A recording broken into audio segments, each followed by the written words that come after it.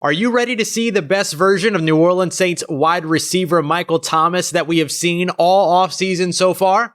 Because I think that's exactly what we're going to get this week here in California. We got all of that and a little bit of lagniappe for you on today's episode of Locked On Saints. You are Locked On Saints, your daily New Orleans Saints podcast. Part of the Locked On Podcast Network, your team every day.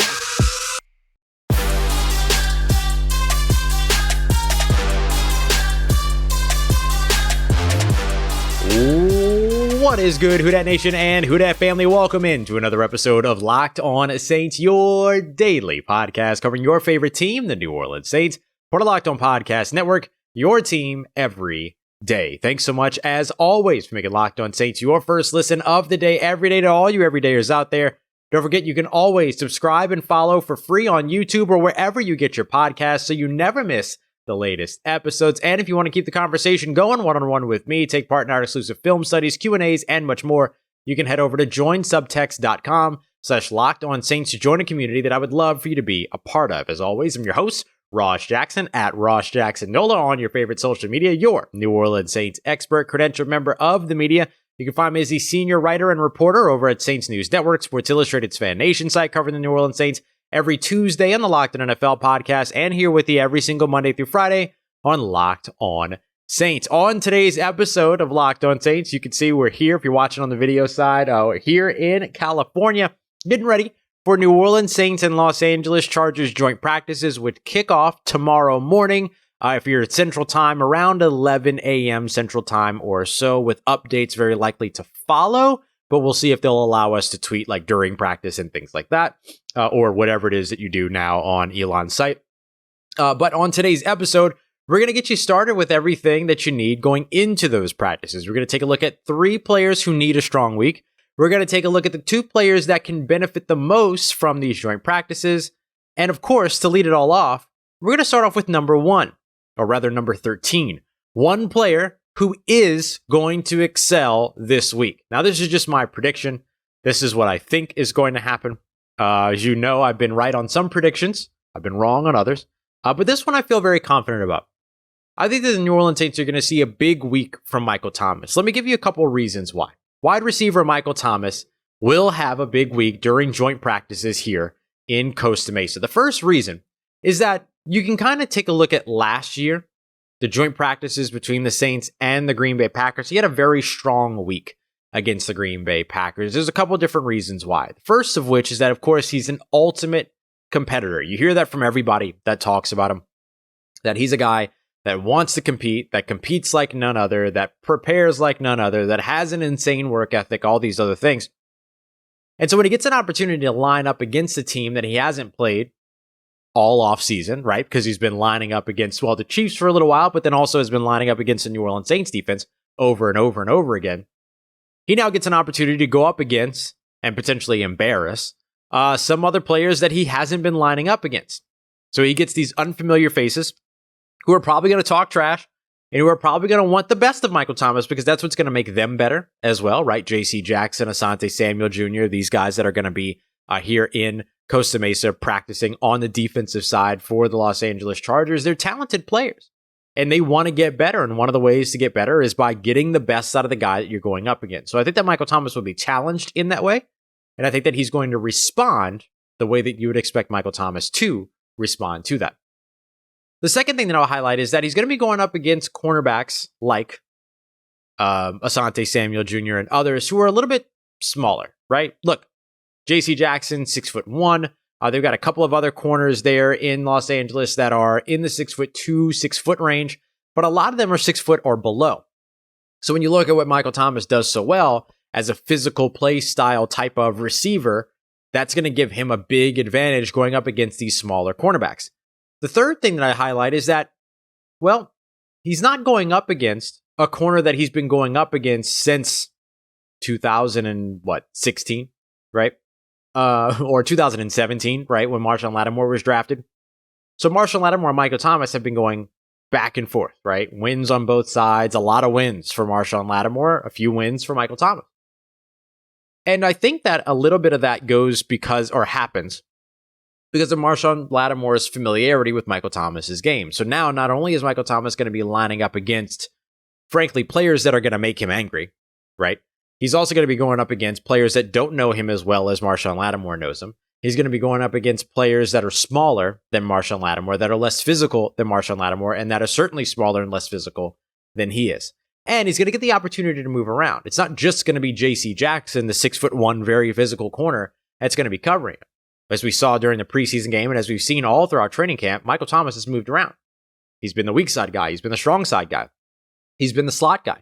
We saw the Saints complete several passes over the course of that opening drive with Michael Thomas lining up in the slot up against the Kansas City Chiefs.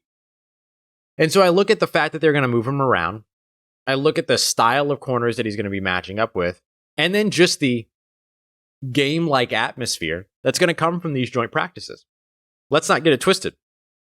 Yeah, this is practice, but it's not going to feel like practice for these players. These players are going to want to get the best out of one another, and I think that's going to bring the best out of Michael Thomas. So I do think that he's going to excel this week. I think that this week is kind of that week where you sit back and you go, okay, there's 80% Michael Thomas, 90% Michael Thomas, whatever ticks up from where you think he is presently. Marshon Lattimore spoke about it when he spoke with media last week, when he talked about how, like, he's still getting there. Michael Thomas is. They want to match up with one another. They want to continue the iron sharpens iron type of approach that they've always had with one another. But he even admitted, look, Mike's working his way back. I think this is the week that you look and you go, okay, there we go. Now Michael Thomas is on his way back. And I do think that Derek Carr having a little bit of familiarity, not a ton, but a little bit of familiarity against this secondary.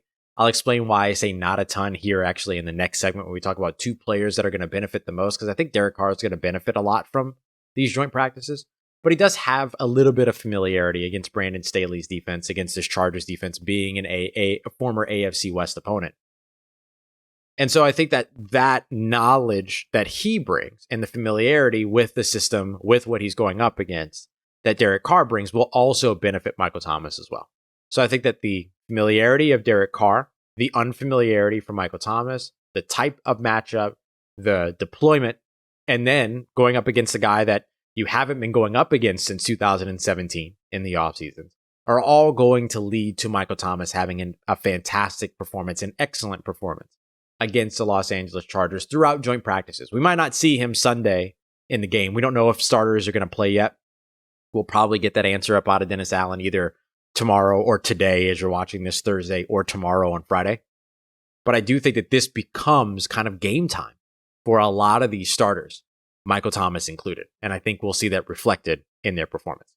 Coming up next, as we mentioned, Derek Carr, but there's another player as well who are going to benefit the most from these joint practices. Who's the other outside of Derek Carr, and why is Derek Carr one of them? We're going to break that down as we continue on with today's episode of Locked On Saints, part of Locked On Podcast Network, your team every day. Today's episode of Locked On Saints brought to you by Nutrafol. Oh, look, I don't know if you knew this, but 80% of men will experience hair thinning in their lifetime. It's normal, but don't be like me. Don't wait until it's all gone to start wondering what you could have done. Do something now if it's starting to thin. Nutrafol is the #1 dermatologist recommended supplement when it comes to hair growth. Clinically shown to improve your hair growth, visible thickness, as well as visible scalp coverage. Also, you can go to Nutrafol.com/men. You can take a hair health wellness quiz, which is going to identify the causes of your thinning hair. And then Nutrafol, you get a little bit of a personalized plan from them to better your hair growth using whole body wellness. So you want to check them out today, and you can take that first step to visibly thicker, healthier hair. For a limited time, Nutrafol is offering our listeners $10 off their first month's subscription and free shipping when you go to Nutrafol.com/men and enter the promo code LOCKEDONNFL. Find out why over 4,000 healthcare professionals recommend Nutrafol for healthier hair. Nutrafol.com/men. That's spelled Nutrafol.com/men and enter the promo code LOCKEDONNFL. Once again, that's Nutrafol.com/men, promo code LOCKEDONNFL. All right, family, continuing on with today's episode of Locked On Saints. Derek Carr and Alontae Taylor are two players that I think will benefit the most from these joint practices up against the Los Angeles Chargers. As always, appreciate all you everydayers out there making Locked On Saints your first listen of the day every day. We mentioned that Michael Thomas is going to have a big week. That's my belief here up against the Los Angeles Chargers. We'll see if I'm right. But I think that there are two players that are going to benefit the most from good performances or even poor performances, right? Like the opportunity to be able to learn something from these joint practices. Two players, quarterback Derek Carr, as well as, of course, cornerback Alontae Taylor, who's firmly entrenched in that cornerback 2 battle with Paulson Debo. Let's start with quarterback Derek Carr. Why Derek Carr will benefit the most from these practices. So I wrote down a couple of thoughts here. I mentioned this a second ago. He has some familiarity against the Chargers, Brandon Staley's system from playing against them last season. But these are still different defensive backs, a different defense, a different pass rush than the New Orleans Saints. And it's a little bit of a different system as well, a system that utilizes kind of these stand-up, rushing, on-ball linebackers. So it gives you a different look than what the New Orleans Saints use, which is a lot of pass rush coming from the front four, with maybe some supplemental blitzes coming from the second level linebackers, slot, whatever it may be. So I do think that having a look at a system that's entirely different while having a little bit of familiarity with that system does help you out in terms of what you can learn about yourself in your new system. The second thing that I look at for him is that he didn't play against J.C. Jackson last year. J.C. Jackson only really played in a handful of games. He was the Los Angeles Chargers' big acquisition last year at cornerback, and he was inactive in both games that the Chargers played against the Rams. And so I think that going up against someone the quality and the caliber of J.C. Jackson, who I believe is sitting at 25 career interceptions at this time, does give you a little bit of extra oomph, right? Derwin James, getting the ball out before Khalil Mack gets at you, getting the ball out before Joey Bosa gets at you, going up against athletic second-level players like Kenneth Murray. There's a lot to benefit from here in terms of failing or succeeding, right? If you succeed, you feel really good about it. You feel great if you're Derek Carr. Okay, cool. Got out there, performed well against an okay defense in the Kansas City Chiefs, but this was the Los Angeles Chargers, the 7th ranked passing defense last year. Go get it. Go get it. And if you prove to your team, yourself, your coaches, your offense, that you can go out there on a consistent basis, right? You're going to get several team drills over the course of the 2 days of Derek Carr getting passes out. And we'll calculate everything, right? We'll hold together, how many completions, how many incompletions, all that. We'll bring that all throughout the week here on Locked On Saints. But I do think that having that opportunity to be able to excel against this defense, or even if you fail against this defense a little bit, you learn something. What could I have done better? What could I have done more of? What will I do the next time? Those things. So I think that Derek Carr gets to learn a lot from that.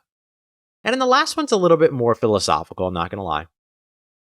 But there is a little bit of a chip on his shoulder going up against a former AFC West team that was in the division that he used to play in when he was a Las Vegas Raider, where he gets to go, hey, look at me now.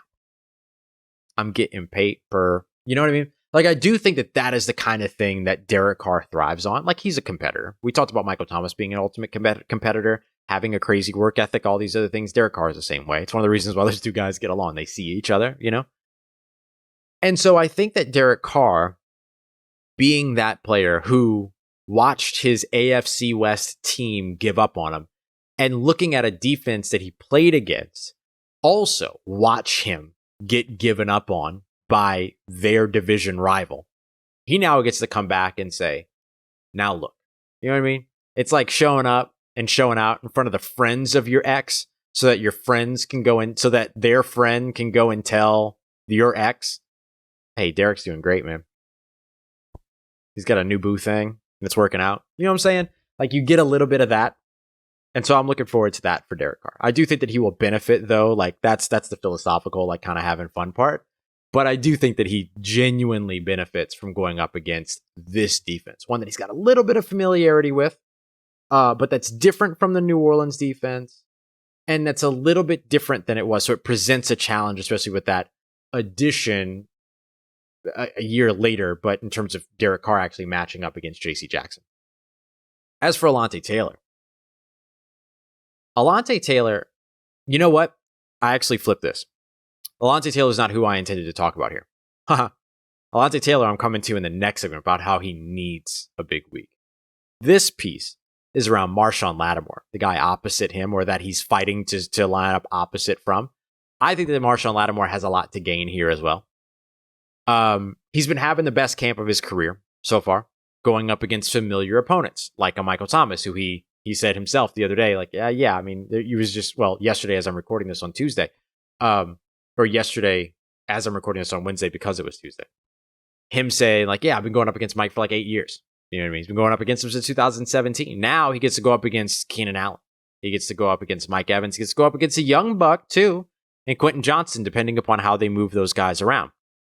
And what we know about Marshon Lattimore throughout his entire career so far is that he shows up big time against big competition, right? He's a big time player who shows up against other big time players. Think back to his first game back after that weird lacerated kidney injury. Not weird, but that sort of fluky lacerated kidney injury that he suffered.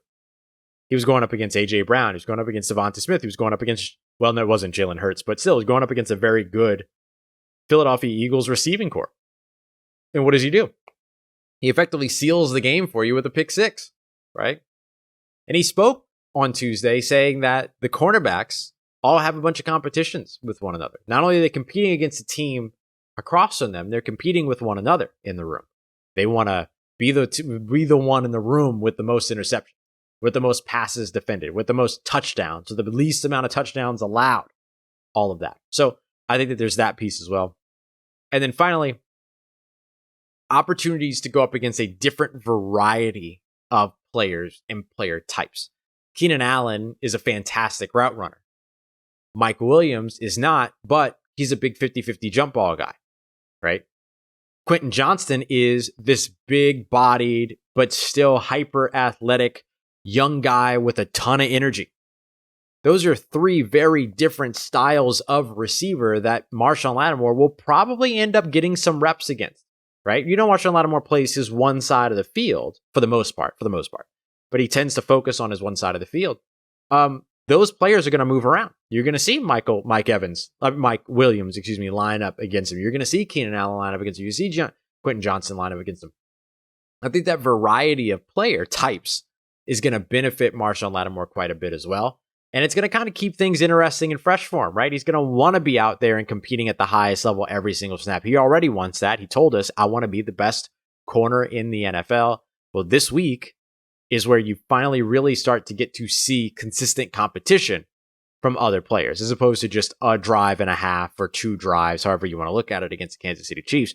You're going to be doing this over and over and over again in a controlled environment, but in an environment that's going to breed a lot of competition. And I think that's going to go well for guys like Marshon Lattimore and for Derek Carr. And when it goes well, it benefits them a ton. And honestly, even if they lose a couple of snaps here and there, I think that benefits them too, understanding what they could have done differently.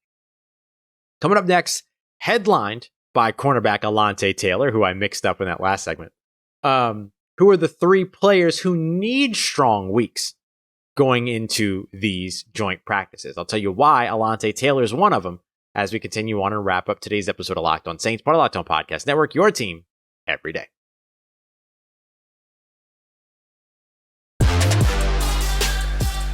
Let's get it, Who Dat Nation, wrapping up today's episode of Locked On Saints with three players who need strong weeks this week against the Los Angeles Chargers in the Saints and Chargers joint practices. We already mentioned Alontae Taylor. I'm going to tell you why in a moment, but here's the list. Alontae Taylor at cornerback, quarterback Jake Haener could use a big week, and defensive end Isaiah Foskey. The two got a couple of rookies on this one. Could use a big week. I thought about mentioning guys like A.T. Perry, like Shaq Davis, like Lynn Bowden, the wide receiver room as that continues to shake out. The offensive line, those guys could need big weeks as well, particularly in depth. But I just want to focus on three players, so that's why I chose these three, because they're kind of the biggest storylines amongst those other options.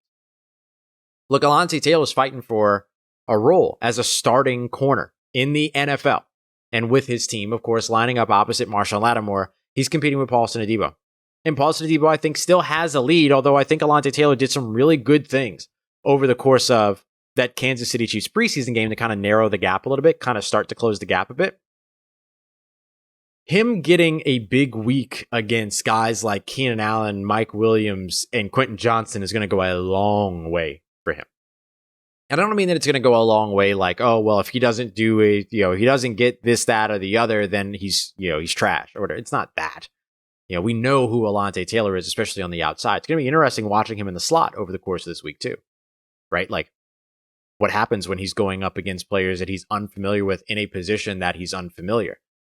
So you might say that that's two negatives, right? But maybe there's something about that unfamiliarity that makes him a little bit more on his game in the slot, right? To focus more on the fundamentals, focus more on achieving from the position as opposed to matching up with the receivers. But on the outside, or not matching up against the receivers, but like, how sometimes you watch a player and you can tell that player's thinking a lot as opposed to playing? That's what I mean. So I think that when we look at Alontae Taylor lining up, let's strictly as we move forward, talk about him on the outside. He's got a real opportunity to close some gaps here. Like if he outperforms Paulson Adebo against new competition, I kind of feel like that carries some more weight than outperforming Paulson Adebo against guys that you see every day. Right? Like you perform Paulson Adebo against guys that you see every day. You take what you learn from that. You don't ignore that if you're the New Orleans Saints, for sure. But if he outperforms Paulson Adebo against brand new competition that he's literally never played against before, because remember, the Saints and Chargers didn't play last year. Well, they did in the preseason, but not in the regular season. That I think goes a long way for a guy like Alontae Taylor. And to be able to do it against guys like Keenan Allen and Mike Williams in particular, who are proven veterans. I know Mike Williams has had his injury issues and things like that, but we also know how good he can be. And you think about the guys that Alontae Taylor excelled against last year, did well in the, less than 10 snaps that he lined up across from DeAndre Hopkins, but still lined up well against DeAndre Hopkins, big physical guy.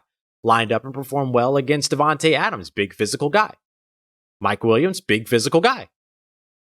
And then you think about Keenan Allen, who presents a specific type of competition, if you're Alontae Taylor, because of the veteran savvy, the route running, all of those things, variety, just like we talked about with Marshon Lattimore. Next, let's go to quarterback Jake Haener. Quarterback Jake Haener has had a great training camp so far, but didn't really have the preseason game that we expected him to have. Now, he managed adversity well, led the 2-minute drive, got into the end zone and the touchdown pass to Ellis Merriweather, the 2-point conversion got all messed up. Then he didn't really have to lead much of a drive when it came to the game-winning field goal by Blake Grupe. But, didn't fumble the snap exchange, didn't fumble and mess up at the mesh point when he was handing it off to the quarterback, like to the running back. Like what he did, I couldn't do. It's not like I could walk out there and turn around and hand the ball off to Ellis Merriweather 3 times without screwing that up. I would 100% screw that up. Most of us would, right? So we got to give Jake Haener some credit for what he showed you at the end of the game, coming back from the interception, coming back from the fumble, the fumbled snap exchange, those things.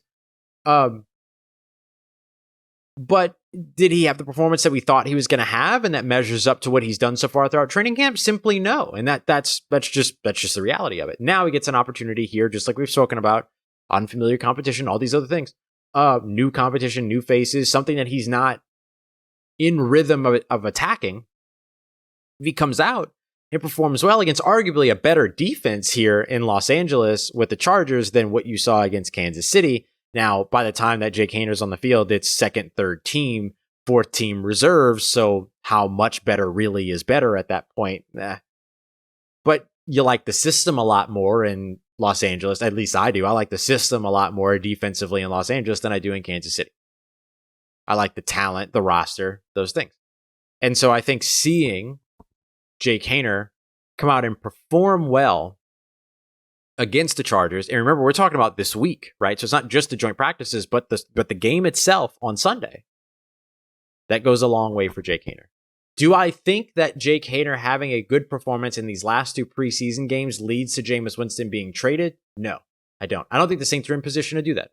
I'm going to just be honest. I know that that's a big talking point. And there's a lot of folks that have talked about it and have asked me about it and all that. And I understand where the impetus and the thought is coming from.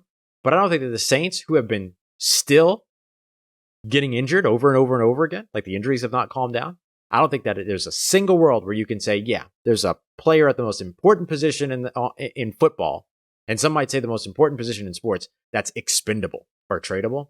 I just don't see that being the case. But you're still looking at Jake Haener to see what he can be in the future after this season as your QB2. And I think that early performances here up against the Chargers starts to put him on the right trajectory. Doesn't seal it for him. It's still preseason. It's still training camp, all that, but puts him on the right trajectory.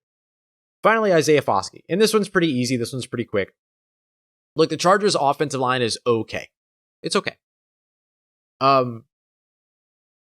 Isaiah Foskey was going up against guys that were being picked off of practice squads against the Kansas City Chiefs and just didn't look comfortable. Just didn't make the plays. And we've seen that so far throughout training camp. The difference is that in training camp, he's been playing a different position, playing that 4-eye technique, all those things.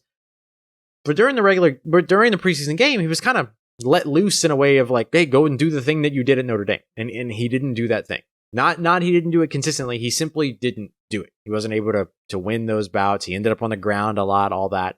So I think you need a big week from Isaiah Foskey. And a big week is relative to his performance so far.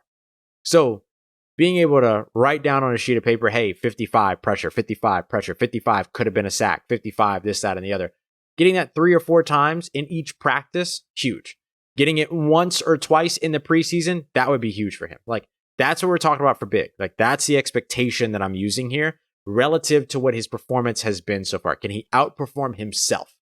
Which doesn't take a lot. Doesn't need to be a lot. And it doesn't even need to be both days or all 3 days if you include the preseason game. Just show me something. Show me something. And look, I'm not too worried about Isaiah Foskey, if I'm being honest. He's the 5th defensive end on the roster. He's going to be a rotational player his rookie season. He's got time to develop. But could he benefit from a big week? Does he need a big week? Yeah. And I think, again, big is relative.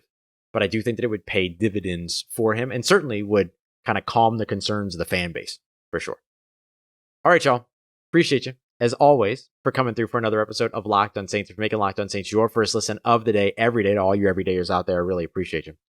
Later on today, we'll be live. I'll be right here at the Los Angeles or at the Orange County Hotel, getting you all caught up on everything that you need to know from training camp. Training camp here, these joint practices open to only Charger season subscribers. So for Saints fans in the area, stuff like that, you want to know what's going on with these joint practices, right here. What I'll be taken care of right after practice as soon as I get back to the hotel. Appreciate you, as always, for making Locked on Saints a part of your day, part of your routine, for saying yes to me and the show. As always, if you see me, please say hi. And if you need anything else around your New Orleans Saints in between these episodes, make sure you follow me on your favorite social media at Ross Jackson, NOLA. Hit me up. Let me know how the family's doing. Let me know how you're living. Let me know how you're momming them. And trust you, that nation. I'll holla at you.